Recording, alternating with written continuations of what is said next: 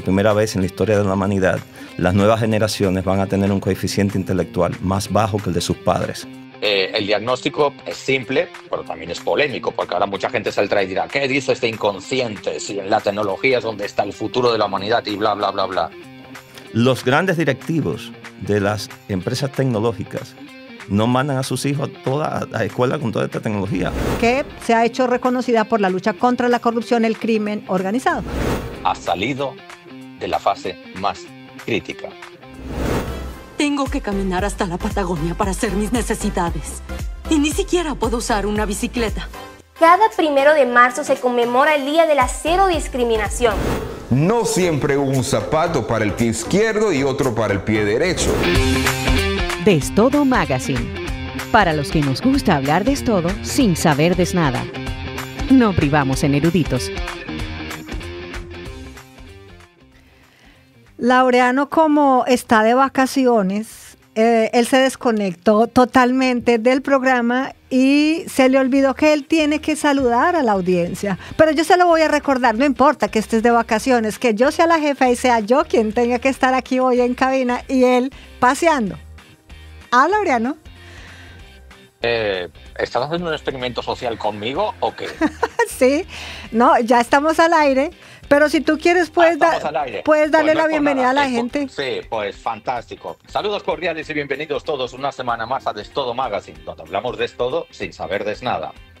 Es bueno, vamos a dar contenido premium a nuestros seguidores y oyentes. Es bueno que sepan que antes de empezar el programa, Dolly, que es mi jefa, prometió que iba a poner música para que yo no me perdiera.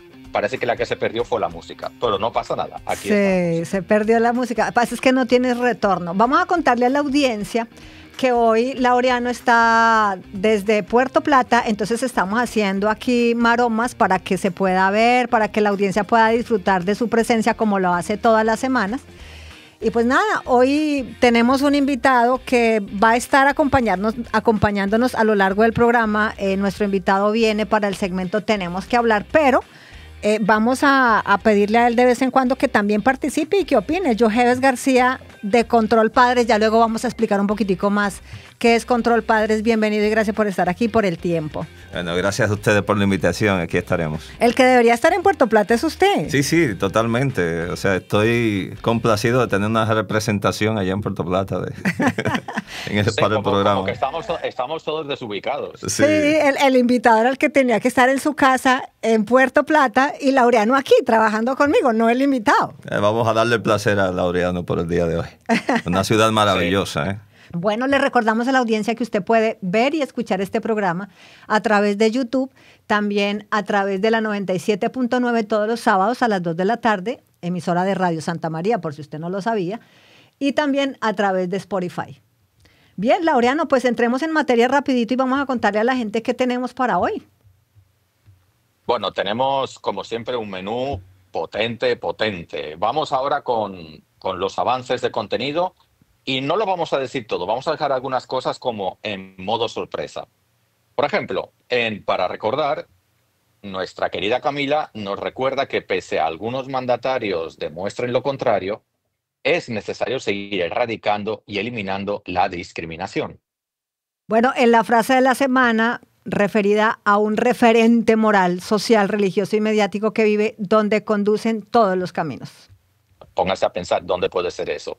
En tenemos que hablar, la frase que da miedo, tenemos que hablar del impacto de los dispositivos electrónicos, con y sin internet, en los niños de todas las edades.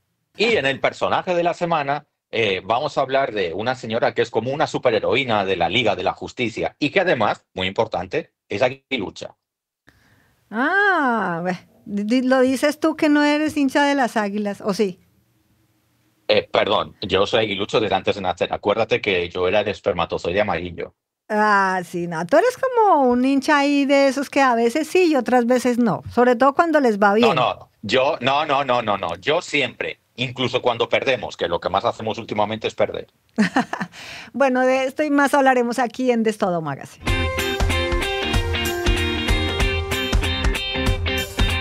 Bueno, Camila Liriano, como todas las semanas, nos recuerda una celebración relevante que entendemos que vale la pena tener presente, y esta semana ella nos va a hablar de la discriminación, algo que nosotros creíamos como que se estaba erradicando, íbamos avanzando y parece que hay como un retroceso, o así rapidito. ¿Usted qué cree, Yogeves? Bueno, puede ser una percepción también, como dicen los políticos ahora, pero efectivamente creo que, yo siempre digo, hay que buscar la data, ¿verdad? Estadísticas, pero la percepción es importante también. O sea, esa experiencia anecdótica que uno tiene de la vida diaria. Bueno, además porque la percepción termina influyendo mucho en los demás, ¿no? Claro, por supuesto. Y cambia el actuar también. Podría terminar generando data empírica importante. O sea, estamos hablando con un ingeniero electrónico, ya luego vamos a hablar un poquitito de eso, qué hace un ingeniero electrónico, hablando bueno, tiene mucho sentido también del control de las pantallas, pero en la medida, o sea, digamos desde la perspectiva que usted lo habla, luego vamos a indagar un poquitito cómo resulta involucrado y por qué en este tema. Así que vamos a escuchar mientras tanto a Camila Liriano en su segmento Para Recordar.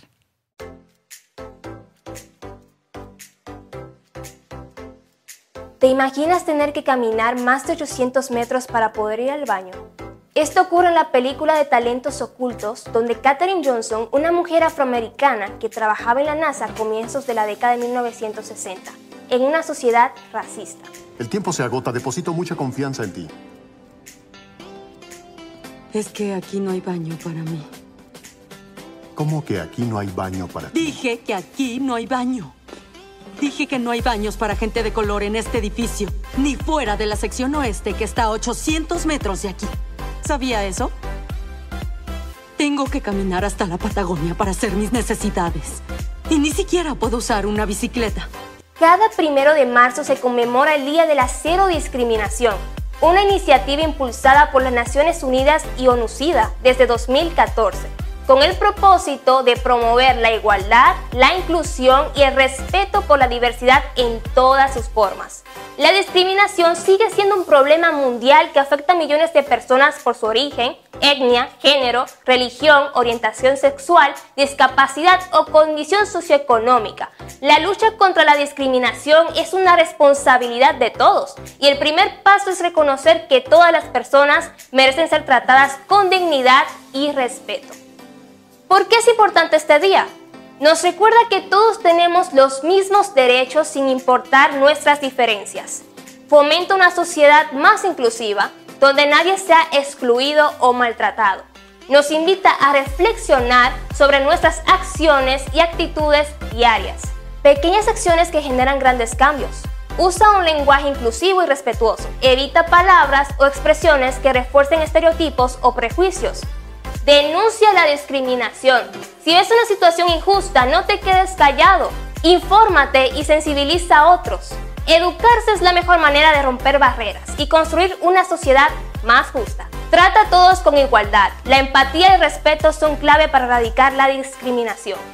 La diversidad es lo que nos hace únicos y valiosos. Celebremos nuestras diferencias y trabajemos juntos por un mundo sin discriminación.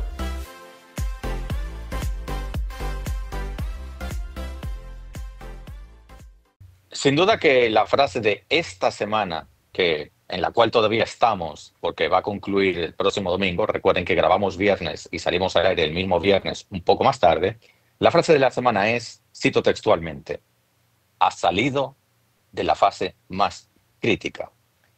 Y esa frase la pronunció el portavoz del Vaticano, refiriéndose a su santidad el Papa Francisco.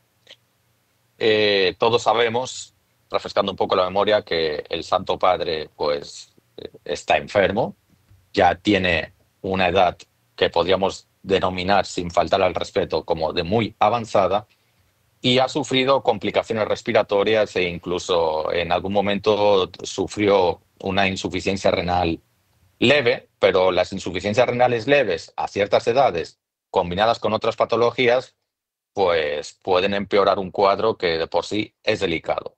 En el momento de grabar este programa, pues su santidad va remontando poco a poco su salud, pero eso no quiere decir que esté fuera de peligro. ni quiere decir que al final tengamos como un final feliz en todo esto. Así que, sin duda, la frase de la semana es esa. Ha salido de la fase más crítica y ojalá esa salida sea definitiva, querida Dolly. Sí, dices tú remontando, sonó muy futbolístico, ¿no? Y el padre, pues, el Santo Padre es hincha del fútbol. Sí. Y pues ojalá pueda salir avante y que lo podamos tener otros años más al frente Te voy a dar un dato simpático. Como a ti también te gusta el fútbol, también te lo voy a dar. El Papa Francisco, hasta donde llega mi conocimiento, es el único papa que tiene dos camisetas del mismo equipo de temporadas diferentes. Lo dejo ahí. ¿De qué? ¿De qué país? ¿De qué país? Español. Pero la camiseta es de un club, no es de un país. Por eso, no, yo estaba pensando, pues argentino al fin y al cabo, no sé, de Boca, River Plate, una cosa así. No, del Mallorca.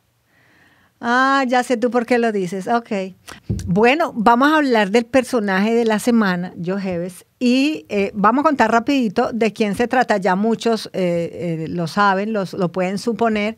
Es un personaje nacional. Y me gustaría luego al final de contar un poquitito quién es, que me contara su punto de vista, digamos, como ciudadano, ¿no? Okay. Que escucha noticias, que sabe de actualidad o más o menos se informa. A ver qué le parece. Bueno, pues esta semana, como ustedes saben, pues fue elegida por unanimidad, que parece ser, yo no lo pude investigar bien, es la primera vez que se elige por unanimidad una procuradora general en el Consejo Nacional de la Magistratura. Ella pues entra en reemplazo de Miriam Germán Jenny Berenice Reynoso, que pues ha sido una destacada abogada y fiscal dominicana que se ha hecho reconocida por la lucha contra la corrupción y el crimen organizado. Ha ocupado varios cargos en el Ministerio Público de la República Dominicana y digamos que ella ha ganado mucho reconocimiento por su carácter, ¿no? Es una mujer que se ve, mujer fuerte, digamos, es como una especie de fiscal de hierro, y su compromiso con la justicia. Ella es coterránea suya, de Puerto Plata. ¿No sabía? ¿Lo sabía? No sabía. Pensaba que era de aquí de Santiago. No, es coterránea suya. Ya nació en Puerto Plata en 1980, o sea que apenas tiene 44 años porque cumple los 45 en octubre. Es egresada de UTESA y se especializó en Derecho Procesal y Derecho Constitucional en la Universidad Nacional de Costa Rica. Digamos que en términos de fama, Jenny Berenice Reynoso se hizo famosa, digámoslo así, como fiscal titular de Santiago en el 2005 con el caso de Miguelina Llaverías. No sé si lo recuerdan. Sí, recuerdo algo de eso, sí. Un caso bastante trascendente, bastante relevante. Ella logró una condena de 20 años para Adrián Román, quien ordenó un atentado contra su esposa. Y posteriormente, en el 2010, pues también hay un atentado contra el abogado que defendió a su esposa, que es el reconocido también periodista y comunicador Jordi Veras. Y pues obviamente esto también derivó en un proceso judicial. A nivel, digamos, nacional también ya luego llega a la Fiscalía del Distrito, y allí maneja los casos Odebrecht y el caso de Félix Bautista. En el caso de Félix Bautista, que hubo acusaciones de corrupción y demás, al final pues él sale bien librado, digámoslo así. Pero el Departamento de Tesoro de Estados Unidos sí impuso sanciones, le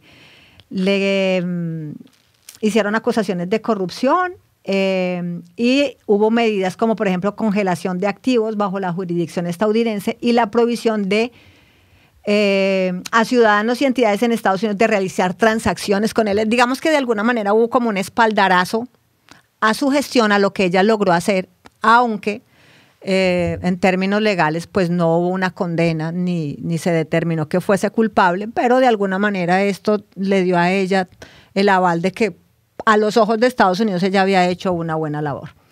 Hay otros datos por ahí interesantes que Laureano los tiene a la mano para que recuerden a Jenny Berenice. Sí, porque su trayectoria profesional ya es larga. Para enlazar con el asunto, en casos más recientes tenemos todo un paseo por la flora y fauna submarina, que empieza con la imputación de varios destacados miembros del gobierno del expresidente Danilo Medina, que gobernó entre 2012 y 2020. Por ejemplo, tenemos la Operación Antipulpo y la Operación Medusa, una investigación sobre una presunta red de corrupción que desfalcó y malversó fondos públicos por miles de millones de pesos. Tenemos también la Operación Coral, una investigación sobre una supuesta red de corrupción en instituciones militares y policiales. Y también tenemos la Operación Calamar, un caso que involucra a exfuncionarios y empresarios en actividades ilícitas relacionadas con el manejo de recursos estatales. Y como no, hay premios. Ha recibido el Premio Calidad 2010 del Ministerio de Administración Pública por su labor en la Fiscalía de Santiago durante la gestión del presidente Leonel Fernández. Y en 2014 fue nuevamente galardonada con la Medalla de Plata del Premio Nacional a la Calidad otorgada por Danilo Medina. Que a lo mejor estos dos señores ahora han cambiado de opinión, pero como los premios solamente tienen viaje de ida y no de vuelta, pues ahora se lo van a tener que comer con papas fritas. No sé, Dolly, ¿qué opinas sobre esto? Me gustaría que fuera Yogeves el que opinara sobre la percepción que tiene de ella como fiscal y como ahora procuradora. Bueno, sí, yo pienso que Jenny se ha ganado que los dominicanos tengamos muchas esperanzas puestas en ella y en lo que viene, porque en lo que creo que todos estábamos de acuerdo es que ningún país avanza sin que primero, digamos, se ponga el orden en las cosas. Este tema de causas, consecuencias, ¿verdad? O sea, teníamos este tema de que parecía que cualquiera podía hacer lo que le viniera en gana y no iba a haber consecuencias. Entonces pienso que de camino a tener ese orden, Jenny Berenice pues promete mucho. Sí. Promete mucho. Ojalá. Sin embargo, pues como todo, ¿no? Hay muchos retos que ella tiene en este nuevo rol, que también pienso que es merecido. Me parece que es una mujer que, pues por lo menos a lo largo de lo que hemos podido ver nosotros, se ha mostrado una mujer honesta, transparente, que hace su labor apegada a la ley. Vamos a ver qué viene ocurriendo en un futuro y creo que lo va a seguir haciendo bien, pero va a tener obstáculos y tiene retos, ¿no? Entonces, sobre esos obstáculos, esos retos y demás, una especie de foda que quisimos hacer de ella y le pedimos el favor al director de la Escuela de Derecho que lo hiciera porque pues al fin y al cabo es del área, de la profesión, nosotros somos simples comunicadores, simples mortales. Entonces quisimos compartir esa inquietud con el director de la Escuela de Derecho, Edwin Espinal, y él hace aquí pues un análisis muy rápido, claro, a grosso modo, pero creo que bastante interesante de cuáles son los principales retos, las fortalezas, las debilidades, obstáculos y amenazas que ella va a tener ahora que desempeña este rol como Procuradora General de la Nación.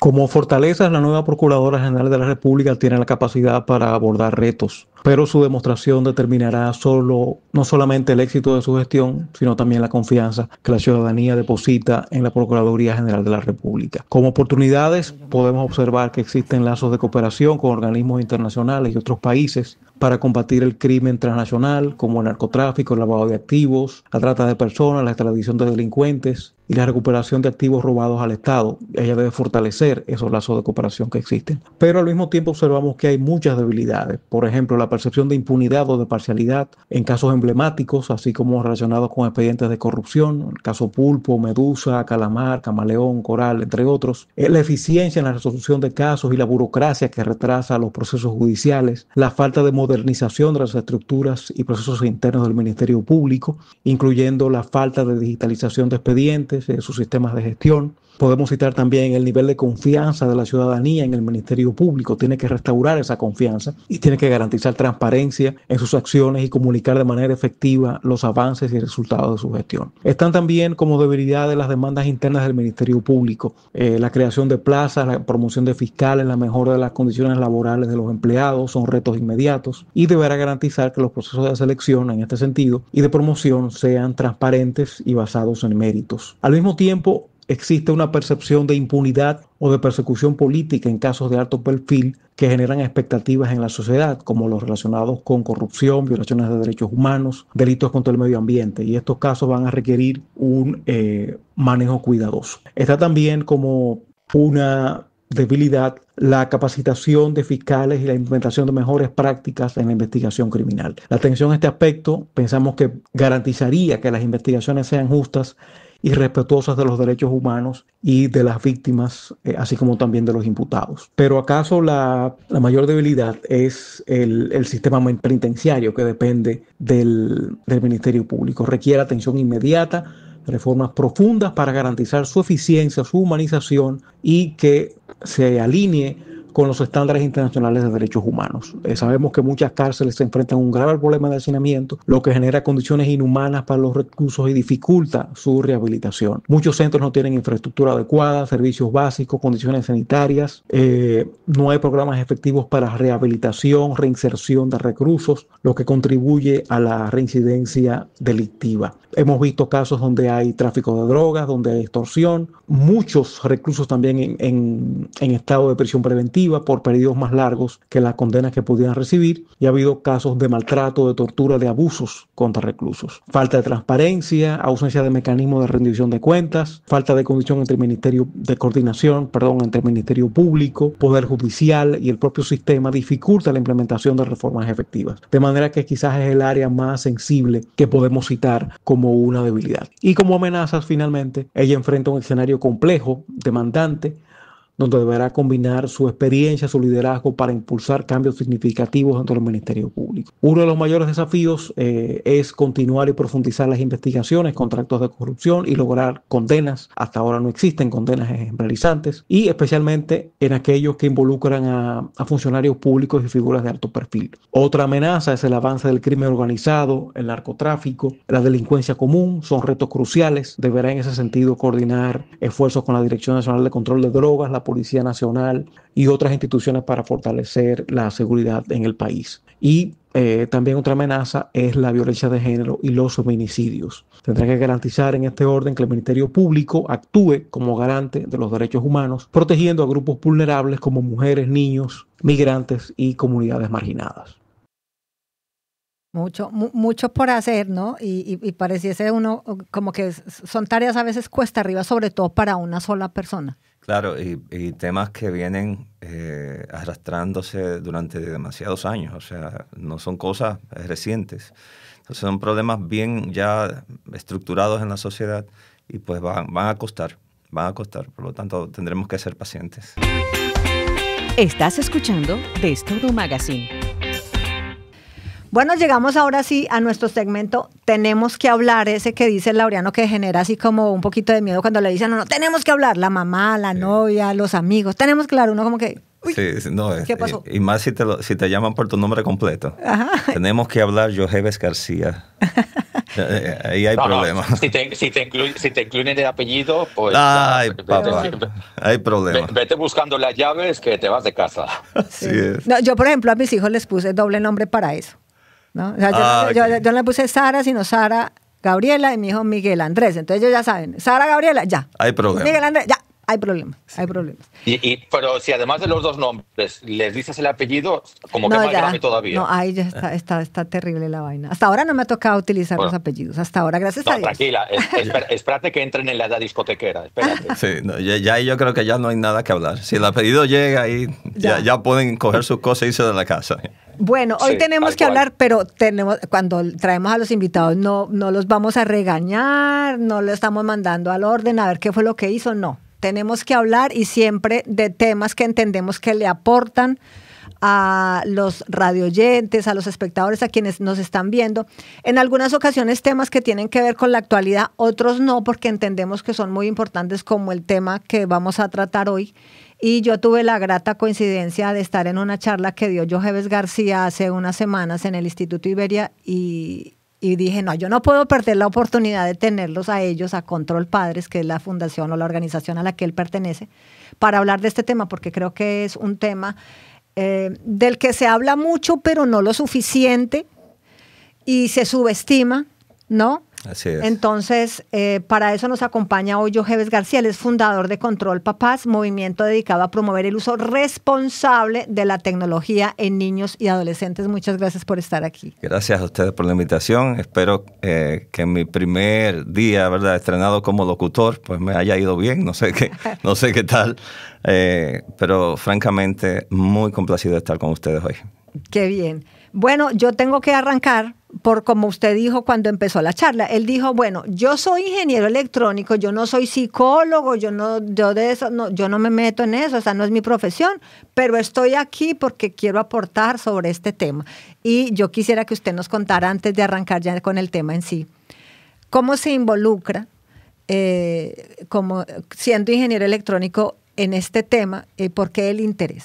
Sí, bueno, digamos que hace años, yo que trabajo con tecnología, pues fui hasta cierto punto promotor de las pantallas. Entendía que esto era necesario para que los niños se desarrollaran en este mundo tecnológico, que la educación tenía que involucrar muchos temas. O sea, mientras más tecnología, mejor. Yo digamos que vengo de ese mundo. Y de las primeras cosas que empecé a ver fue que yo tengo una empresa tecnológica y empezamos a contratar muchachos nuevos. Y empezaba a haber serios problemas de atención, serios problemas de concentración, temas de falta de profundidad en los conocimientos, cosas que uno pensaba. Yo que, digamos, tuve mi primera computadora a los 23 años de edad, yo decía, bueno, estos muchachos que vienen van a romper la liga, claro, porque van a crecer con tanta tecnología. Y cuando empecé a ver que era todo lo contrario, pues ahí empecé como a pensar, ¿qué será lo que está pasando? La segunda cosa es que a lo interno de la familia tuvimos unas experiencias muy amargas con temas de adicción a videojuegos, a estos contenidos, a pantallas. Entonces, pues ahí empecé también a preguntarme, bueno, ¿será realmente esto tan bueno? Y recuerdo que hubo un programa de radio donde se citaba un estudio hecho por Michel Desmourguet, que es un neurocientífico francés muy famoso, muy, digamos, ¿verdad?, muy riguroso también, donde él comentaba que por primera vez en la historia de la humanidad las nuevas generaciones van a tener un coeficiente intelectual más bajo que el de sus padres. O sea, de hecho se citaba lo que era el efecto Flynn. El efecto Flynn es, digamos, esta tendencia que tienen las nuevas generaciones a ser en promedio más inteligentes, o sea, tener un coeficiente intelectual más inteligente que las generaciones pasadas. Y por primera vez, él decía, por primera vez en la historia de la humanidad, esto se está revirtiendo. O sea, digamos en términos llanos, que nuestros hijos vendrían a ser más brutos que nosotros. Y bueno, de esto, de aquí salieron un grupo de padres asustados, ¿verdad? O sea, que empezamos a ver esto, empezamos a investigar, a leer. Y pues yo he venido de este uso, digamos, donde uno decía meter tecnología en las aulas, de usar tecnología para que los muchachos se vayan involucrando en estas cosas, a tener una posición mucho más, podría decirse radical, aunque esta palabra no le gusta a mucha gente, pero en algunas cosas hay que ser radical, en algunas cosas hay que prohibir, en algunas cosas ese uso responsable que tú decías a veces significa un no uso. Siempre digo, si no te gusta la palabra prohibir, bueno, pues uso otra palabra, pero mi hija, por ejemplo, que tiene 5 años, tiene prohibido sentarse en el asiento delantero de mi carro. O sea, de mi auto, porque obviamente es un peligro. Mi hija tiene prohibido acceder a ciertos medicamentos que si ella no sabe, se puede tomar y su vida estará en peligro.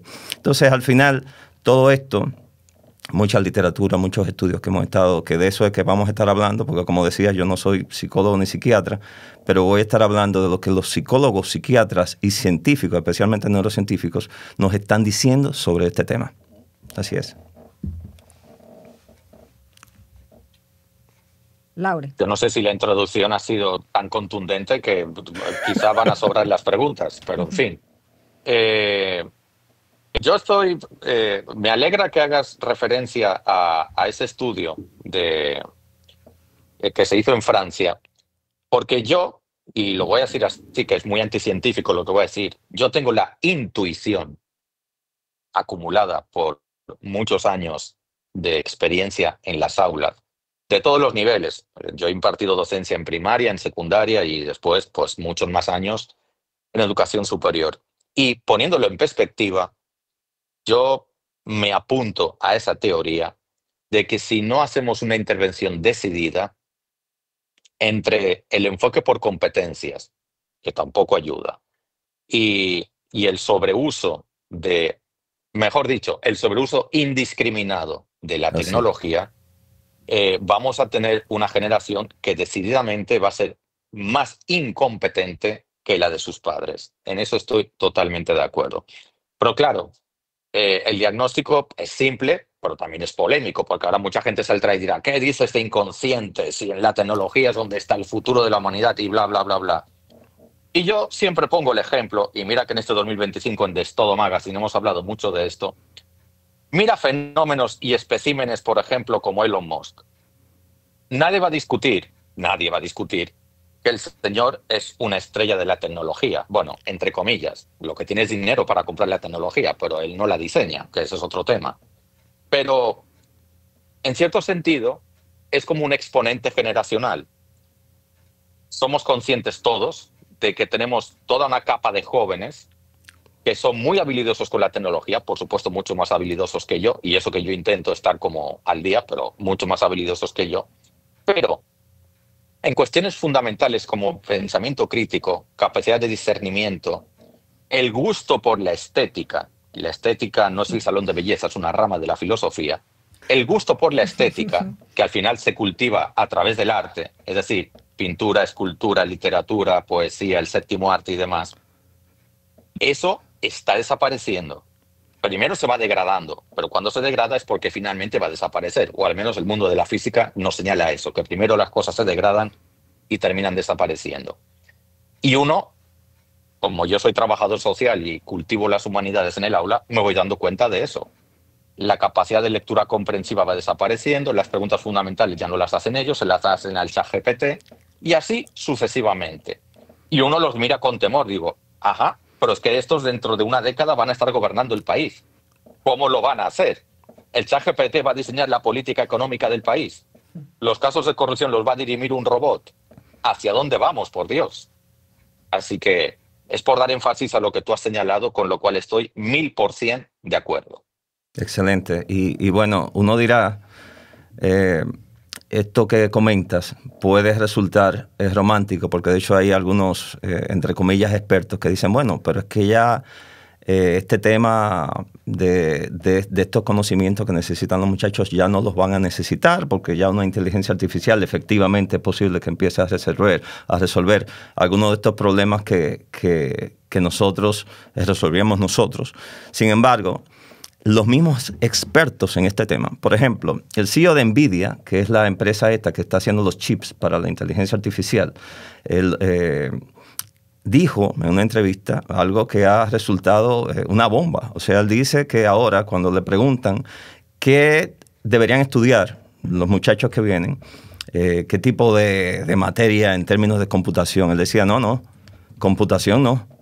Hay que volver a las cosas básicas, a la física, a la matemática, porque ya todo el mundo con la inteligencia artificial va a ser una especie de programador. O sea, va a poder hacer cosas con su computadora con lenguaje natural. O sea, pedirle a una computadora, de hecho yo tengo ChatGPT pagado, y le digo a ChatGPT, mírame una imagen que haga esto y esto y esto. O sea, ¿qué nivel de tecnología vamos a tener que tener para usar una inteligencia artificial? O sea, simplemente ser más humanos.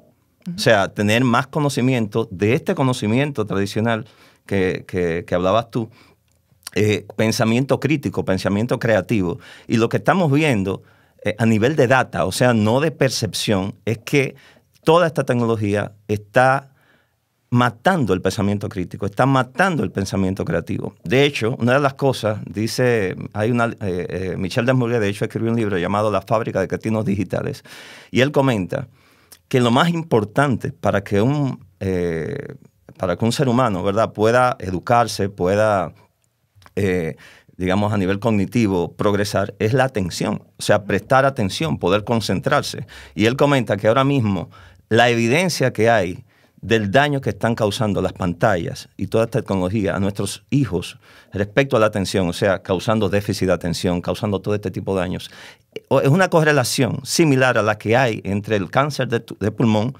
y el tabaco. O sea, es realmente alarmante, es alarmante. Y los que estamos hablando de esto, por eso a mí me gusta citar los estudios, me gusta citar a los autores, porque no son percepciones, o sea, es data dura. De hecho, ahora mismo hay gráficos de la OECD que están viendo que los países que están invirtiendo más en tecnología, o sea, metiendo más pantallas, metiendo todas estas tabletas y demás, le está yendo peor en las pruebas PISA. La UNESCO, que es, digamos, pro tecnología en las aulas, y lo fue hace unos 7 años, promovía que se usaran los celulares en las aulas. Emitió un informe en el 2023 prácticamente retractándose de eso. O sea, y cada vez vemos más evidencia de todo esto Países que están ahora prohibiendo las redes sociales, de hecho recomendando. Francia emitió un informe el año pasado donde recomienda que un niño no debería tener celular sino hasta los 18 años de edad.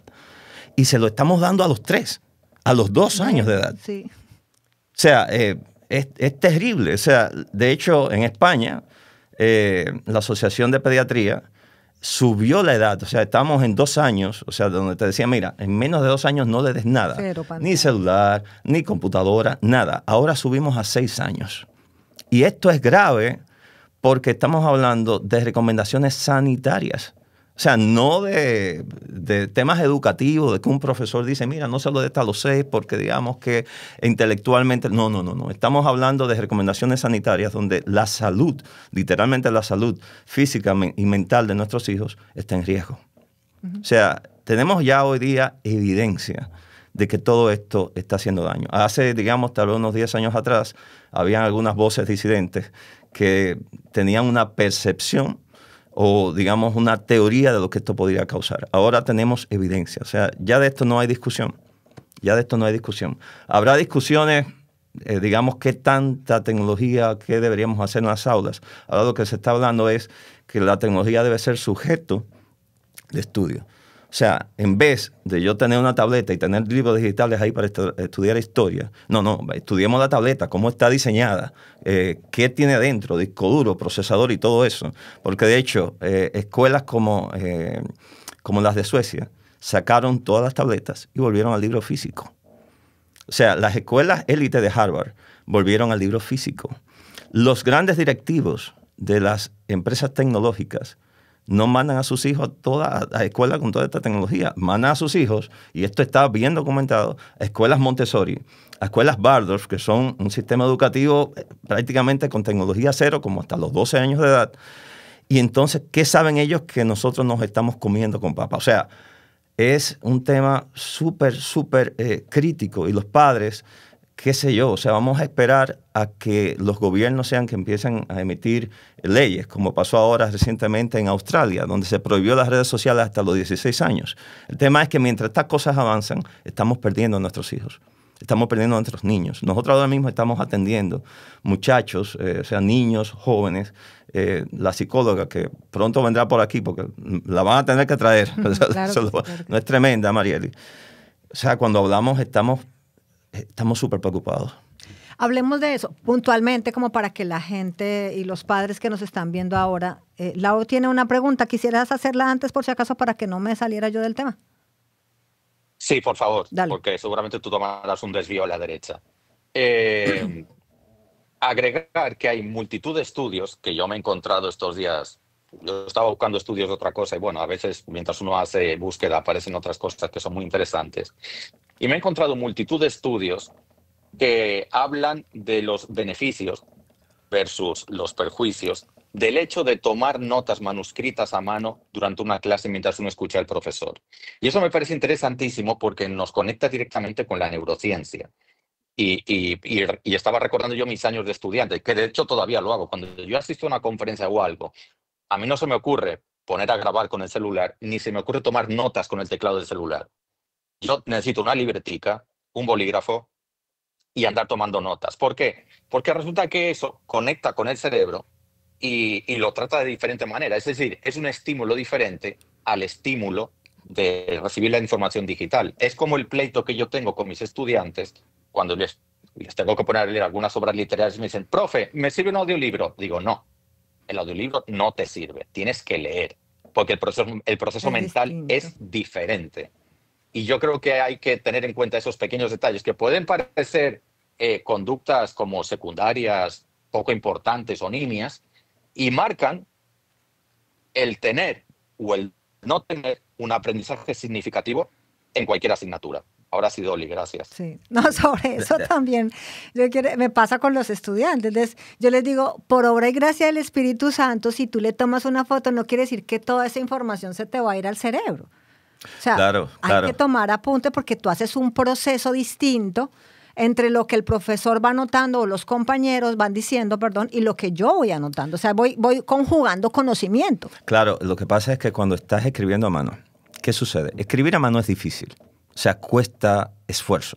Entonces, cuando tú estás mirando a un profesor y estás recibiendo, ¿verdad?, esta información, y tú estás tomando nota, para poder escribir lo menos posible, tu cerebro tiene que hacer un proceso de síntesis tremendo. Entonces, es un ejercicio. Por eso la educación necesita dificultad, necesita un nivel de dificultad que haga, que cree el desarrollo. Es como tú ir al gimnasio, o sea, para tú desarrollar músculo necesitas levantar peso. Y eso involucra un poco de dificultad y hasta sufrimiento. Claro. Entonces, pensar ahora que nosotros, a nivel educativo, lo que tenemos que hacer es facilitarle la vida a los muchachos. O sea, no lo digo yo, lo están diciendo los expertos en el tema, es un error. O sea, es un error. Ahora mismo yo les digo, o sea, yo venía pensando, porque tenemos un curso para profesores también, es una charlita para profesores, y venía yo pensando en una estructura de unos cambios que estamos haciendo en la charla, y en lo que son los cuestionarios, o sea, una pregunta. A ti te hacen una pregunta, ahora los muchachos agarran, se meten en ChatGPT y ChatGPT les responde exactamente lo que necesitan saber con la pregunta. Y yo me pregunto, ¿es eso lo que el profesor está buscando? Claro. Que un estudiante tenga la respuesta a una pregunta. Yo entiendo que no. O sea, lo que tú buscas es que el muchacho vaya a buscar información y ese proceso de buscar la información reciba todavía y se ejercite en el proceso de inferir, por ejemplo, en un texto largo, cuál es la respuesta a la pregunta que tú le estás haciendo. Entonces, si el muchacho va y lo busca en ChatGPT, buena suerte con eso. O sea, no estamos haciendo a nivel educativo nada. Ese muchacho tiene una información que no podemos llamar, de hecho, conocimiento. Claro. Es información. Y muchas veces, como no le costó nada, no la aprende como tal. Entonces, si tú buscas en un libro físico una pregunta, ¿qué va a pasar? Bueno, que en ese proceso de tú buscar la pregunta en el libro físico, tú te vas a topar con muchísima otra información que es importante y que va a formarte en términos de tu saber distinguir, ¿verdad? E inferir la pregunta que te están haciendo en el cuestionario. Claro. Entonces, meter inteligencia artificial, yo no digo que no, pero hay que saber hacerlo para que no estropee el proceso educativo. Esto es lo que los expertos están diciendo hoy en día. Bueno, decía hace un momentito, para que la gente pueda captar de manera más rápida, nosotros quisiéramos tener mucho tiempo para esto y creo que habrá que hacer otra invitación a Milady, que es la psicóloga, pero de pronto puntualmente para que los padres entiendan la trascendencia, ¿no?, del tema. ¿Cuáles serían, digamos, esos diagnósticos más relevantes que están generando las alertas ahora en este momento? Sí, bueno, como comentábamos en la charla donde tú estuviste, y gracias por esas palabras tan hermosas que nos dijiste cuando terminamos. No te preocupes, no lo voy a decir aquí porque no nos fajemos dar gritos. Pero las pantallas ya están afectando a nuestros hijos en 3 áreas fundamentales donde los padres queremos que se desarrollen de manera sana, que es en su salud física y mental, en su calidad intelectual, o sea, en su desarrollo cognitivo, en que sean personas competentes. Y también nosotros añadimos una tercera que es, tal vez, por lo menos de nuestro punto de vista, la más importante, que es la parte espiritual y moral. Entonces, las pantallas lo que están haciendo ahora mismo es estropeando, dice Pablo Muñoz Iturrieta, hipotecando el futuro de nuestros hijos en estas 3 vertientes. En la vertiente, por ejemplo, de lo que es salud, las pantallas están demostradísimas con estudios. Jason Nagata en el 2023 sacó un estudio demostrando el vínculo que había entre el uso de, o sea, ver videos, chatear, redes sociales y lo que son las tendencias suicidas. También lo que es la depresión, la ansiedad, el mismo tema de la atención, que entonces entraríamos ahí en la parte cognitiva. Las pantallas afectan el sueño por el tema de la luz azul. Entonces yo pregunto, si un niño no duerme bien, si no descansa, que es vital para su salud, ¿qué es lo que va a aprender en una escuela? ¿Qué es lo que va a aprender ante un profesor? Si de hecho vemos niños que llegan allá totalmente desconectados, sobreestimulados por el mismo tema de las pantallas. Y por último, también estamos viendo en la parte espiritual y moral, como los mensajes que llegan a través, que las pantallas para esto sí son muy buenas, para tú, digamos, correlacionar tus valores. O sea, cuando tú ves a alguien que hace algo bueno en una pantalla, pues tú imitas esos valores. Por eso, por ejemplo, la industria del tabaco tiene una carrera enorme en hacer que nuestros hijos, digamos, que se hagan adictos antes de los 18 años. El 90% de las adicciones al tabaco se dan antes de los 18 años. El 98% antes de los 25 años. Entonces, imagínate tú, hay una carrera enorme para hacer que nuestros hijos entren en ese rango, porque ya después de ahí es posible que tú el cigarrillo y todo esto ni lo veas. Entonces, todos estos antivalores, todo esto también lo estamos recibiendo a través de las pantallas. Y yo no digo que ni un valor sea bueno ni sea malo, hay personas que estarán de acuerdo con eso o no. El problema es que tú estás confiándole a una pantalla, a una persona que está detrás de la pantalla, la educación de tus hijos. Entonces, tú podrías estar o no de acuerdo, pero en algún momento eso podría cambiar y no estar acorde a tus valores. Entonces, eso hay que vigilarlo muy bien. Lo que ahora mismo recomienda Control Papás, que va en línea a los neurocientíficos y demás, es que antes de los 6 años, como comentábamos ahorita, 0 pantallas. 0 pantallas. Esto es casi imposible hoy en día, porque como me comentaban allá, creo que tú misma me hiciste la pregunta, estamos rodeados de pantallas, pero es mejor que nada. O sea, que ya que veas las del amiguito y demás, pero que tú mantengas eso al mínimo posible. De 6 a 12 años, la recomendación es menos de media hora al día. Y esto es gente porque los estudios demuestran que a más de media hora empiezan a recibirse daños. Daños que a veces tú no los notas en el momento, claro, sino que puede, de hecho, ser más tarde, ¿verdad?, en la vida del niño. Y de los 12 hasta los 17, 18 años, que es donde deberías recibir su primer celular, por lo menos celular con internet, pues 1 hora. Los que llegan ahora mismo llegan a 2 horas máximo al día. El promedio de uso ahora mismo está en 6 horas. Wow. O sea, 6 horas es una jornada laboral. Sí, todo un día. Que nuestros hijos se estén pasando 6 horas. Y 6 horas en promedio. Habrán que se pasan 3, habrán que se pasan 8 y 12 horas. Hay muchachos que amanecen, que no duermen en estas cosas. Y el daño que esto está causando es terrible. Como decía aquí, estos son los próximos médicos, los que van a edificar las estructuras donde nosotros vamos a vivir. Uh-huh. Por eso yo llamo a los padres a que muchos padres ya son conscientes de este tema, pero no basta con que tu hijo esté a salvo. Hay que trabajar en pos de los demás, porque los demás van a interactuar con nosotros y a interactuar con nuestros hijos. Tenemos médicos que nos dicen, mira, yo no sé cuándo me voy a retirar, porque no veo a quién dejarle esta batuta.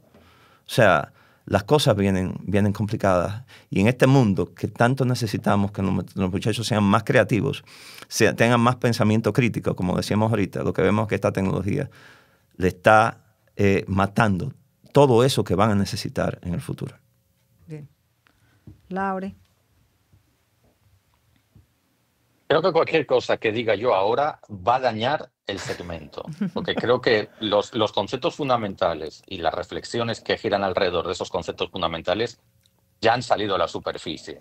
Y como siempre digo yo, cuando tocamos algún tipo de problema social, que al fin y al cabo lo que estamos tratando es un problema social, aquí de lo que se trata ahora es, afortunadamente estamos en un medio de comunicación, en un podcast que está en diferentes plataformas, es difundirlo al máximo. Nosotros estamos aquí los 3 convencidísimos.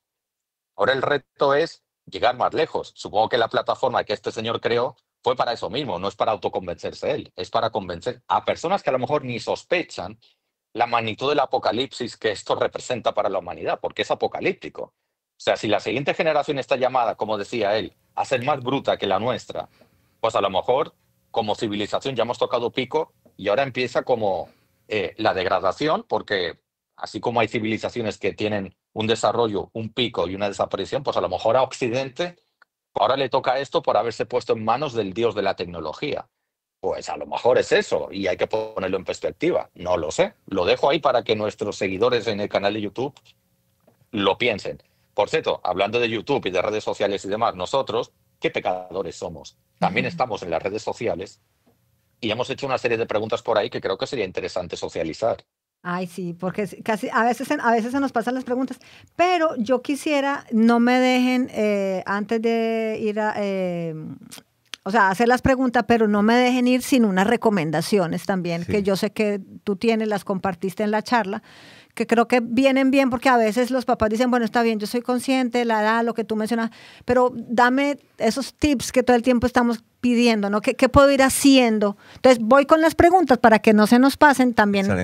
Tú puedes voy a tratar de responder bien picadito, bien rápido. Y luego las recomendaciones. No te quiero afanar. En las recomendaciones te puedes tomar el tiempo, tranquilo. Lo que pasa es que yo sé que, el tema es muy amplio. Sí, es supremamente amplio y no da solamente para una sesión. Y yo quiero ojalá yo lo logre, tal vez el día que venga la psicóloga, pero quisiera adelantar, conocí el caso de un chico que me gustaría que ustedes también conocieran, que un día, tiene 17 años, un día dijo, no más redes, no más celular, no más tablet, no quiero saber de esto, ya me saturé, no sé realmente cuál fue la raíz, pero el caso es que ahora vive muy feliz a los 17 años, sin ninguna tecnología de este tipo, está muy dedicado a la lectura y al ejercicio.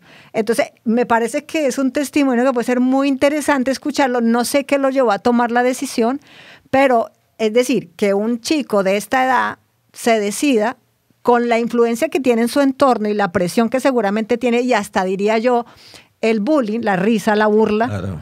Esto es porque es un valiente, y creo que vamos a traerlo al programa y me gustaría que ese día ustedes también estuvieran. Excelente. Hay un libro que se llama Hormonas, Salmones y Pantallas. Habla de salmones porque precisamente lo que está es motivando a la juventud a nadar contra la corriente. Este caso que me comentas es muy extraño.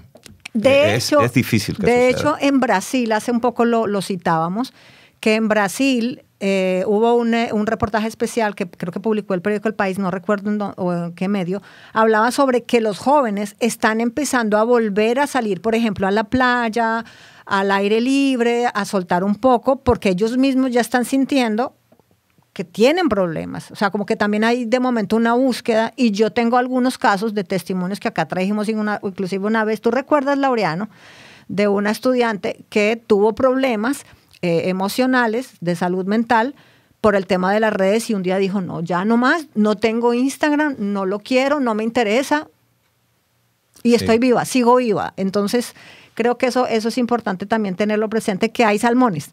Hay salmones, así es, y esperemos que vengan más. Esperemos que venga más. Entonces vamos a leer rápidamente las preguntas que teníamos. Yo arranco con la primera y nos vamos turnando con Laureano. La primera decía, ¿los padres tienen conocimiento de lo que hacen sus hijos menores de edad en Internet? Siempre 0%, a veces el 80%, nunca el 20%. ¿Cómo ves esas cifras? Bueno, claro, digamos que en promedio, uno podría tal vez tirar algunos promedios dependiendo de la zona, pero créeme que todos, el 100% de los padres que nosotros tenemos, porque de hecho Control Papá empezó pensando en este tema de control parental, no son conscientes del uso que están haciendo sus padres. De hecho, la gente no sabe, pero el primer contacto que tienen los niños con, lo voy a decir así, porque ustedes van a subir esto, YouTube, y esa palabra pues la censura mucho, es a través de mini mensajes, no son páginas web. Entonces los mini mensajes, WhatsApp, Telegram y demás, pues no tienen forma de filtrar videos de este tipo. Entonces la mayoría de los padres, yo te diría que no tienen idea de la magnitud. Muchos padres creen que porque su hijo está trancado en una habitación, ahí seguro en términos físicos, pues ahí está todo bien. No, padre, yo le digo a ustedes padres son los únicos que no tienen acceso a esos hijos. Después el mundo entero está teniendo acceso a sus hijos que están trancados en la habitación con un dispositivo electrónico. O sea, el chico está aislando del papá, padres. Del padre, pero claro, abierto al mundo entero y a una cantidad de locos, como dice de hecho Miguel Ángel en su libro Salmones, Hormonas y Pantallas. O sea, Internet es una carretera llena de locos. Claro. Llena de locos. Entonces ahí estamos soltando a nuestros hijos sin licencia, sin preparación y sin la edad adecuada para manejarse ahí. Eso es como manejar. O sea, tú no puedes decir, bueno, le voy a dar a mi hijo para que se maneje un carro a los 8 años. Por Dios. Sí. O sea, no puedes. Tienes que esperar que tenga una edad donde físicamente, mentalmente, él pueda responder a las demandas que significa tener un vehículo. Laure, la siguiente pregunta. Bien, para nuestros seguidores, estas preguntas están colocadas en nuestra cuenta de Twitter, nunca le vamos a llamar X, que es @destodomagazine. Las pueden encontrar ahí en un hilo que está fijado, fácil de encontrar. La segunda pregunta es, ¿qué estrategias son mejores para proteger a los menores en Internet? Y ahí pusimos 4 opciones. Filtros parentales, 83.3%. Bloqueo de redes sociales, 0%. Solo acceso a webs educativas, 0%. Y límite de tiempo diario, 16.7%. Eso quiere decir que la suma de las opciones de filtros parentales y límite de tiempo diario sumarían el 100%. ¿Qué le parece? Bueno, se las pongo aquí para que las pueda sí, ver. pero puedo responder una otra opción que no esté ahí. Claro, bueno. Si fuma mucho mejor, claro que sí. Okay, yo les diría, claro, depende de la edad, pero francamente hay edades donde la opción es prohibir por completo. O sea, lo que estamos viendo hoy en día no vale la pena el riesgo. Yo les digo, yo soy ingeniero en electrónica, tengo un conocimiento fuerte, soy programador, de hecho, y tengo muchos padres que me dicen, no, yo le tengo un software parental que yo veo todo lo que... Bueno, mira, es que tú le estás confiando, ¿verdad?, la seguridad a las mismas personas que están diseñando lo demás. Claro. Es como yo le doy al perro la responsabilidad de cuidar la misma carne. O sea, de por Dios. Entonces, ¿qué pasa? Que tú dices, bueno, él está seguro, y en el mejor de los casos tú te enteras de que él ya vio un contenido inadecuado. Y yo te pregunto, ¿tú quieres que tu hijo, enterarte de que tu hijo vio un contenido inadecuado? Yo lo que quiero es que no lo vea. Entonces, mientras innecesariamente, porque si tú me dijeras a mí, ¿cuál es la necesidad de que tus hijos tengan redes sociales? ¿Qué necesidad hay? De que vean muñequitos, de que vean series en Netflix, de que jueguen videojuegos. ¿En qué realmente... ¿Qué le contribuye a ese niño en comparación con jugar al aire libre, con las relaciones humanas que necesita? O sea, las pantallas no son necesarias. O sea, de hecho, ni siquiera los que la defienden pueden decirte a ti, bueno, es que la necesitan. No, no la necesitan. Pueden aportar en algunos contextos muy bien elaborados, enriquecer, ¿verdad? Algún aprendizaje o algo así, pero no son necesarias. No son una vacuna. Nosotros somos ejemplo de eso. Nosotros vivimos sin las pantallas. Y somos los que edificamos el mundo del que estamos disfrutando hoy en día. Claro. Entonces, tú estás corriéndote riesgo con estas opciones, tal vez innecesarios, porque muchas veces tú no tienes realmente, a veces tú le das un dispositivo controlado, pero por otro lado, consigue el contenido de alguna otra fuente, a veces de otro dispositivo. Entonces, si tú lo mantienes lo más aislado posible, por lo menos durante la primera infancia, es lo mejor. Claro, ya de los, digamos, 6 años en adelante, pues obviamente controles parentales a los que no nos quede más remedio, porque a veces hasta en el mismo colegio le exigen que busque aquí una tarea, que toque el otro. Bueno, pues es lo que quedaría, ¿verdad? Sí, a mí me sorprende la cifra porque dice filtros 83% y límite de tiempo 16%. Entonces, eso básicamente lo que me dice es como que son papás que dicen, ok, esto que lo resuelva un software, porque yo no puedo estar ahí controlando. Así es. Que lo resuelva otro. Que lo resuelva otro. Que lo resuelva otro. Si es tecnología, entonces mejor entre menos yo coja lucha, porque el establecer límite de tiempo implica la presencia suya y un control directo de parte suya. No, y yo te diría también un enfrentamiento, con el niño. A eso iba. No, espérate, ya, se me acabó, yo quiero más. Exacto. Tú sabes, y obviamente los padres ahora entendemos que no debemos hacer sufrir a los hijos, que esto, que lo otro, que... No. O sea, parte de la formación y de la responsabilidad nuestra con nuestros hijos conlleva sufrimiento. O sea, establecer límites. Sí, así es. Así es. Y si no, preparémonos para los adultos que nos esperan. No, ni lejos. Cuando lleguen a la adolescencia, que van pasándolo a uno en estatura.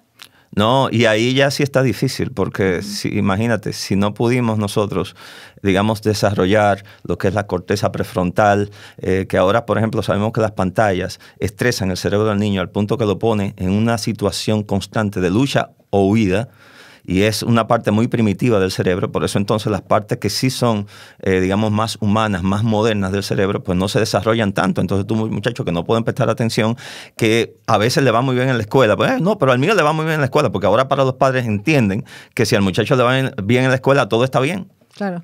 Todo está bien, pero no se dan cuenta que este muchacho es un antisocial, que le hace bullying a los demás, que no puede relacionarse con el resto, que está enfermo físicamente, o sea, tiene sobrepeso, tiene temas de sueño, y entonces vemos como que las calificaciones que se da en algunos casos, muchachos con problemas, pero sacamos unas calificaciones como el único parámetro válido para nosotros entender que no hay ningún inconveniente con eso. Sí. Eso es como un poco medir el tema del éxito, ¿no? Dependiendo de la edad. Entonces, si saca buenas notas, éxito, estás perfecto. Todo está bien. Y cuando crezcas, si tienes mucho dinero, perfecto. Ese es el éxito, está muy bien. Así es. No, y ahora es fácil, porque de hecho ya muchos científicos están demostrando que los niveles educativos han ido bajando. Entonces ahora es más fácil tú sacar una buena nota en comparación con antes. Ahora es cuando tú haces, por ejemplo, las pruebas estandarizadas como PISA, donde ahí es que tú ves realmente cómo es que va la cosa. Y podemos ver que no va bien. Nada bien. La última pregunta decía, ¿cuáles son los mayores riesgos de Internet para los menores de edad? Cyberbullying era la primera opción con el 28.6%, 28 para cerrar.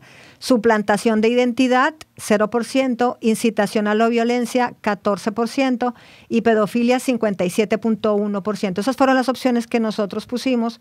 No sé si tú quisieras agregar otras, Yogeves. Mayores riesgos en Internet. Sí, estos riesgos son como cuando tú vas a un parque y entonces las personas que están en el parque definen el riesgo. ¿Verdad? El riesgo del parque. De hecho, nosotros hablamos muy poco de ese tipo de cosas porque eso no depende del parque, a donde tú llevas tus hijos. Depende de la gente que está ahí. Entonces, todos estos riesgos dependen de la gente que está en Internet. Pero lo que estamos viendo es que las pantallas por sí solas, aún tú teniendo gente buena del otro lado, contenidos adecuados, a ciertas edades pueden hacer un daño terrible. Por ejemplo, el tema de la luz azul. Por ejemplo, el tema biomecánico de los muchachos, la posición que toman, el tiempo que duran sedentarios, sin hacer ejercicio. Cuando un niño, sabemos que un niño hasta los 8 años, o hasta más, 12 años, necesita estarse moviendo, necesita estar haciendo ejercicio, necesita vida al aire libre, o sea, necesita todas esas cosas y las pantallas lo mantienen ahí cautivo. Entonces, tú le puedes poner el mejor contenido del mundo y eso no compite con lo que los niños realmente tienen que hacer. Por lo tanto, de mi punto de vista, el mayor riesgo que tienen los niños es la pantalla en sí. O sea, es el continente. Lamentablemente hay que decirlo. Uno antes pensaba que las pantallas no son ni buenas ni malas. No, papá. O sea, un cuchillo no es ni bueno ni malo en las manos correctas, pero en la mano de un niño es un peligro. Entonces, todas estas pantallas, todos estos celulares en la mano de los niños son un peligro. No lo digo yo, lo están diciendo los estudios. Y estamos hablando, gente, de... Oigan esto, el 95% de los estudios. O sea, hay estudios sí que te van a saltar con una cosa, como decía Laureano ahorita, que dicen, bueno, hay ventajas y muchas veces te hablan de las ventajas, pero no te citan las desventajas que hay. Tú recuerdas que en la charla estuvimos hablando un poco de esos estudios y entonces engañan a los padres. Que los videos mejoran la atención. No te dicen qué tipo de atención es, que es una atención dispersa, una atención que no te sirve para educarte. Que las pantallas mejoran la inteligencia. No te dicen que eso es apenas en un 0.00 cuánto por ciento y que eso tiene un costo en términos de atención, de salud mental y demás. No te lo dicen. Entonces, todo esto, al final, como repito, creo que el mayor riesgo no son, claro, es un riesgo grande, estas personas que están detrás, pero es el mismo dispositivo como tal. El mismo dispositivo que está hecho, gente, para ser adictivo. De esto, ahora mismo, no tenemos la menor duda. Bueno, vamos a las recomendaciones entonces. Ya hablaste de las edades. Adicional a ello, ¿qué otras recomendaciones tú puedes dar? Miren, el tema siempre con los padres es, bueno, ok, yo estoy convencido, ¿y ahora qué hago? O sea, ¿por qué le cambio las pantallas? Lo primero es que los padres tienen que documentarse. O sea, tienen que convencerse, porque yo mismo al inicio le daba pantalla a mi niña. O sea, con 2 años. Yo tengo que coger una reunión de trabajo, chúpate ahí al gato Pit por media hora, tú sabes. O sea, que eso no pasa nada, decía yo. Claro. Al punto ahora donde si yo tengo una reunión de trabajo y si mi hija tiene que participar en la reunión, lo va a hacer. O sea, de tanta, digamos, también informado que me ha tocado estar con este tema. Entonces, primero informarse, porque cuando tú entiendes los daños, tú empiezas a dejar la negociación de lado. La negociación contigo mismo. O sea, no, pero no pasa nada si yo le doy. No, sí pasa o sí puede pasar y no vale la pena el riesgo. Entonces, lo primero, entender que son riesgos que no valen la pena tomar. Si tú me dijeras a mí que es la vacuna, como se decía antes, que las vacunas causaban esta enfermedad y la otra, bueno, pero es que una vacuna es necesaria. Las pantallas no. Entonces, son riesgos que no son necesarios. Primero, punto 1 es como padres informarnos bien y estar realmente ya tener una postura clara con eso. Segundo, ¿qué necesitan los niños? Ahora mismo yo los resumiría en 3 cosas. Leer libros físicos, o sea, la lectura. Hay un libro que se llama El lector vuelve a casa, de Marianne Wolf, y también Más libros, menos pantallas, de Michel Desmourguet, que él dice que esa es, digamos, el remedio al tema de los cretinos digitales. Leer, súper importante. Leer, aburrirse, O sea, que ahora pensamos que tenemos que hacer que nuestros hijos estén todo el tiempo en algún tipo de actividad y que el aburrimiento es una especie de demonio que tenemos que exorcizar. Ajá, o sea, no, tiene que estar ocupado porque si no te... No. Tienen que aburrirse porque es que los niños necesitan aprender a gestionar eso y de ahí es que sale la creatividad. O sea, nadie con este estado de hiperestimulación va a ser creativo, va a generar nada, ninguna idea, porque tiene su mente ocupada en contenidos ultra procesados. Y tercero, aunque hay muchas más cosas, yo diría, gente, lo que es socializar y vida al aire libre. Vida al aire libre. Ver de lejos, ir al campo, hablar con personas. Sabemos que ahora mismo no es lo mismo socializar en una pantalla, no se generan la misma, por ejemplo, lo que es la oxitocina, todas estas cosas que te hacen sentir feliz, que te traen salud. No, claro, voy a poner un ejemplo así sencillo. Cuando uno, por ejemplo, hablemos de adolescencia, a mí me gusta un chico. A uno siente esas cosquillas en el estómago, pero si usted está en un WhatsApp o en una red social, esas cosquillas no se sienten igual. No. O el miedo a de pronto una persona que usted no conoce, que por primera vez la ve, pero usted quiere abordar conversación por curiosidad o lo que sea, como que, ay, ¿será que sí? Como que usted tiene unas emociones ahí por donde usted no sabe, pero se atreve.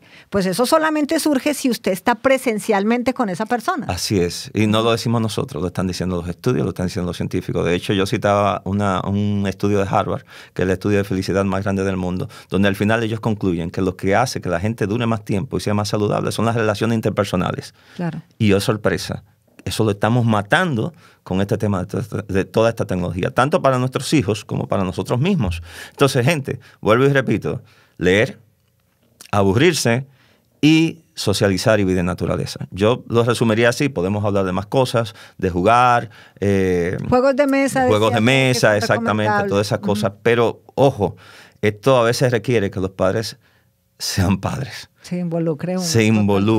Totalmente. Y ahí es donde entonces viene la cosa, bueno, yo no tengo el tiempo, yo no esto que lo otro. Bueno, toca sacarlo, porque el problema está en que si tú quieres ahorrarte ahora mismo ese tiempo, créeme que podrías pagarlo muy caro más adelante. Cuando tu hijo ya esté muy grande, cuando ya tú no puedas realmente tener, digamos, acción sobre él porque físicamente te supera. Entonces, cosas que no resolviste, esa hora que pudiste dedicar al día, esas 2 horas que pudiste dedicar al día, después se convierten en años de sufrimiento por no haberlo hecho a tiempo. Dicen por ahí, niños chiquitos, problemas chiquitos. Hijos grandes, problemas grandes. Hijos grandes, problemas grandes. Entonces, ojo, gente, no quiero ser alarmista, no quiero, digamos, ser fatalista con esto, pero es que es lo que estamos viendo. Y es lo que estamos viendo, de hecho, ahora con las consultas que está manejando Mariel y nuestra psicóloga. O sea, es alarmante esto, o sea, es realmente muy preocupante. Bueno, para las personas que estén interesadas en Control Papás, cuéntanos un poquitito exactamente en qué consiste Control Papás y qué ofrecen ustedes, redes, si quisieran orientación a algunos padres, ¿cómo los pueden contactar? Sí, para empezar tenemos una charla gratuita para colegios, clubes, iglesias, gratuita. Esta charla, toda esta información que estamos dando con recomendaciones, que fue la charla donde asististe tú, la tenemos totalmente gratuita. Es lo primero, hacemos esta labor educativa y de difusión. Luego tenemos también profesionales que están trabajando para padres que quieren, por ejemplo, hacer un verdadero uso responsable, que como yo decía ahorita, a veces representa un no uso de tecnología, dependiendo de la edad, dependiendo de las mismas condiciones del niño. Entonces tenemos lo que es, ahora le dicen, por ejemplo, ayuno electrónico, y es un programa de 21 días donde se desconecta al niño, ¿verdad?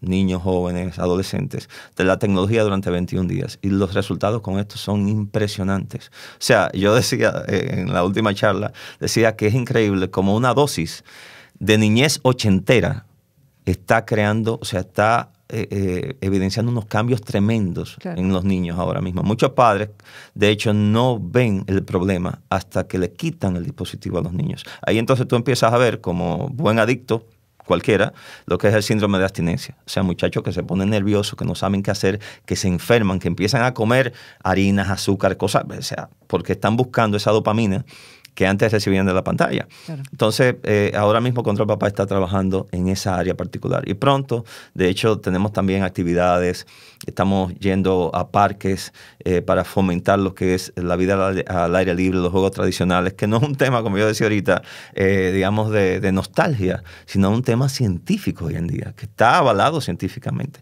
Entonces, lo que nos quieran contactar, ahí están las redes, Control Papás, en Instagram, tenemos un canal de YouTube, Control Papás también, estamos en Facebook y también en Twitter, aunque esa cuenta no le estamos dando ahí mucho, pero ahí está y le vamos a dar un poquito más de calor. Nos pueden contactar por ahí, enviar mensajes, si tienen algún tema con sus niños, no piensen que porque sus hijos, digamos que no se ven deprimidos, no significa que no se esté gestando un problema ahí que haya que ponerle atención. Exacto. Sí, sobre todo porque a veces cuando se ofrecen este tipo de charlas hay papás que dicen, ay, yo no voy porque yo no tengo problema con mis hijos. Así es. O a veces es como temor. Si yo voy, de pronto van a pensar que es que yo tengo problemas con mis hijos. No, se trata, como decía Yogeves hace un rato, es de informarse, de conocer, porque de pronto a veces uno subestima mucho qué tanto puede influir el uso de las pantallas en los hijos. A veces hay un poquito de conciencia, otras veces no la hay tanto, pero siempre hay que estar documentándose, informándose y asistir a este tipo de charlas para uno nutrirse sobre el tema. Claro, y a veces pasa que, digamos que tú mides cómo tú estás en base al promedio del resto. Entonces, como los demás tú lo ves, que todo el mundo está en su pantalla sin socializar ni nada, tú dices, bueno, pero el mío socializa un chin, no está tan mal. Entonces, tú tienes esa falsa, falsa sensación de que las cosas están bien. Yo antes recomendaba que los mismos padres dijeran, bueno, vamos a quitárselo un día, 2 días.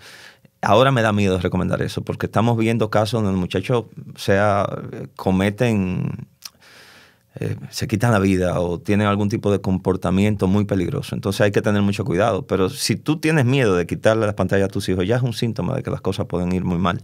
Claro. Entonces tal vez sea buena idea buscar ayuda profesional. Aunque si los niños son pequeños, 8, 9, digamos hasta los 10, 12 años, a veces tú la quitas, lo que tienes que pasarte un mes regulando eso, o sea, haciendo actividades al aire libre y esas cosas, y los muchachos vuelven y se regulan. Esto tiene reversa, o sea, tiene control Z, como decimos nosotros, o sea, tú puedes volver de nuevo cuando los muchachos son pequeños. El tema es cuando ya se van haciendo más adultos y a medida que el tiempo va pasando. Hay que ponerle entonces a veces atención profesional. Bien. Laureano, pues yo te dejo que despidas al invitado. Lo único que quiero decirle es un gracias en mayúsculas, negrita, cursiva, subrayado, intermitente, color alto contraste, no sé, por decirlo así en términos informáticos. Y por supuesto decirle que lo que ha hecho hoy ha sido despertar un hambre enorme de conocimiento, de seguir hablando de esto, cosa que aquí ya no podemos seguir haciendo porque nos van a echar a patadas del estudio. Pero sí comprometernos a volverlo a invitar. Yo personalmente me comprometo también a molestarle. Yo también tengo un podcast personal, así que quizá le doy la vuelta y si él me da permiso, pues contacto con él vía, no sé, por la vía que él me diga. Totalmente. Y de verdad que agradezco mucho que haya tocado un tema que yo tengo la sensación que en República Dominicana incluso es como un tema tabú, porque es ir contracorriente, porque todavía nos están vendiendo tecnología y tecnología y tecnología y de repente aparece un iluminado del otro lado que dice, no, yo he visto la luz, estáis en contracorriente. Y yo sé que eso es duro. Sí, así es. Así que simplemente darle las gracias y no voy a redundar lo que ha dicho Dolly porque lo suscribo 100%. Bien, pues yo despido al iluminado. Gracias por estar aquí, también por darnos luz a nosotros sobre este tema. Y como lo dice Laureano, esta no va a ser la última vez. Este es parte del sentido que tiene este programa para nosotros y en eso me identifico mucho con Laureano, es de qué manera uno puede aportar a través de un micrófono a los demás. Y entiendo que tenemos que ser cómplices de Control Papás en esta labor y por eso no será la última vez, así que por ahí vamos a estar agendándonos nuevamente. Con Dios delante. Gracias, Laureano. Gracias, Dolly. Estaremos de verdad muy entusiasmados de regresar. Así que cuenten con nosotros y en tu podcast también, Laureano. Allá estaremos si Dios quiere. Estás escuchando De Todo Magazine. Esta semana no tenemos conexión tecnológica y no es a propósito del programa, no es porque estemos sacando pues todo lo que tenga que ver con tecnología, no, tampoco. porque hay información de la tecnología que es relevante y hay que compartir, y como lo decía nuestro invitado, se trata de uso responsable. Pero además ya nosotros somos adultos, ¿verdad que sí? O sea que esta semana, por cuestiones de tiempo, justamente por la entrevista que tuvimos hoy, que nos extendimos más de la cuenta, no tenemos conexión tecnológica, ella puede esperar para la próxima semana. Pero lo que sí no puede esperar es No me lo vas a creer, pero que preparó Alexander Rosado, porque son esas notas curiosas que le dan ese toque atractivo al final de este programa. Hoy, como cada semana, trayéndote 3 datos de nuestro mundo que no me lo vas a creer, pero. Número 1, no me lo vas a creer, pero arqueólogos han descubierto las ruinas de una basílica romana bajo el sótano de un edificio de oficinas en la ciudad de Londres. Las piezas son consideradas como algunas de las más importantes encontradas hasta la fecha de la historia romana. Los restos pertenecen a una parte sustancial de la primera basílica de la antigua ciudad, un edificio de unos 2000 años de antigüedad donde se tomaban decisiones políticas, económicas y administrativas. El descubrimiento arrojaría pistas sobre el origen de la ciudad de Londres y por qué fue elegida como la capital del Reino Unido. Número 2, no me lo vas a creer, pero no siempre hubo un zapato para el pie izquierdo y otro para el pie derecho. Y es que hasta el siglo XIX los zapatos se fabricaban exactamente iguales para ambos pies. Como te podrás imaginar, era bastante incómodo. No fue hasta principios del siglo XVIII cuando un zapatero de Filadelfia, Estados Unidos, decidió cambiar la historia del calzado, creando zapatos con la forma anatómica que usamos hoy en día. Desde entonces, caminar dejó de ser un tremendo calvario. Número 3, no me lo vas a creer, pero la nuez moscada, sí, es ingrediente de cocina que a muchos nos encanta agregarle al café. A grandes cantidades puede producir un efecto alucinógeno parecido a la denominada droga éxtasis. Los síntomas incluyen alucinaciones, vómitos, mareos y somnolencia. La intoxicación tarda varias horas en alcanzar su efecto máximo y los efectos pueden durar días. Entonces, ¿cuánta nuez moscada es demasiada? Bueno, la dosis mínima que puede causar un efecto alucinógeno es de unos 5 gramos. Por lo tanto, al menos que estés usando recetas muy poco convencionales, no debería haber mayor problema. Vaya, qué curioso es nuestro mundo. Te invito a que sigas ese segmento aquí cada semana por Destodo Magazine, para que te enteres de datos que no me lo vas a creer, pero hasta una próxima. Como siempre, un programazo gracias a la calidad de los invitados que logramos traer al programa. Y quien les habla, junto a Dolly y el resto del equipazo de Destodo Magazine, pues les estamos agradecidos. Recuerden suscribirse al canal de YouTube, activar la campanita, mencionar a 3 amigos, responder las encuestas, en fin, lo de cada semana que algunos se resisten a hacernos caso. Ya estamos a punto de llegar, somos humildes, a los 100 suscriptores. Nos faltan muy pocos, a ver si ya lo logramos esta semana. Te cuento una anécdota. Bueno, te voy a dejar.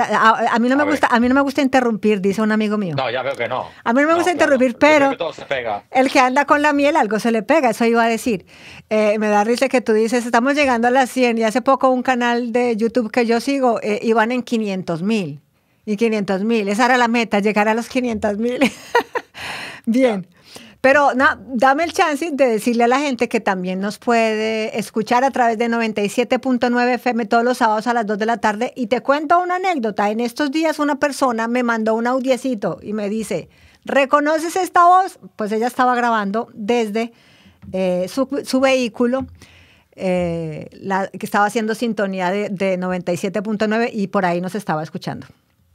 Así que, pues, Envíale una nota de voz de mi parte y dile que muchas gracias. Sí, nos sintonizan, así que por ahí usted también nos puede escuchar y también lo puede hacer a través de Spotify. ¿Ya? Ahora sí, para que venga tu momento de frase célebre. Eso. Señores, gocen mucho, gasten poco y niéguenlo todo. Para los que nos gusta hablar de todo sin saber de nada. Destodo Magazine. No privamos en eruditos.